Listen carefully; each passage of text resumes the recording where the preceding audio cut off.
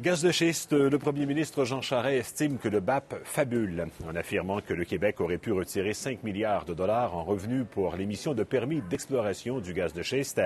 Pascal Poilâne, Jean Charest n'est pas d'accord avec le calcul du BAP. Le premier ministre, Michel, il est en Abitibi aujourd'hui. Notre reporter sur le terrain lui a posé la question suivante. Je vous la lis.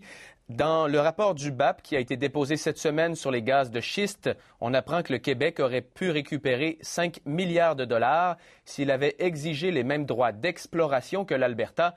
Pourquoi ça n'a pas été fait de cette manière-là au Québec? Voici la réponse de Jean Charest. Prétendre ça, c'est une pure fabulation, là. Les gaz de schiste, d'abord, ça a été découvert quand, les gaz de schiste? Il y a environ 5 ans que la production a commencé de manière assez importante. Et au Québec, on a commencé l'exploration.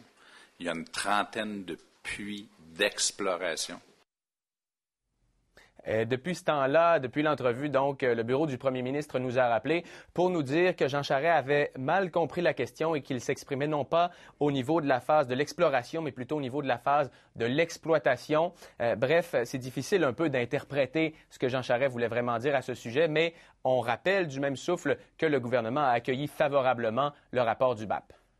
Et on sait aujourd'hui combien ont rapporté jusqu'à maintenant, en tout cas, les permis d'exploration des gaz de schiste au Québec.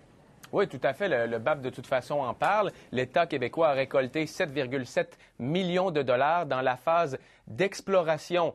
Donc, le système de vente de permis d'exploration a rapporté en moyenne 10 cents par hectare, alors que si on compare avec d'autres juridictions, par exemple l'Alberta, ce sont des montants qui sont beaucoup plus élevés, 500 dollars par hectare en moyenne en Alberta. Alors, comment expliquer tout cela?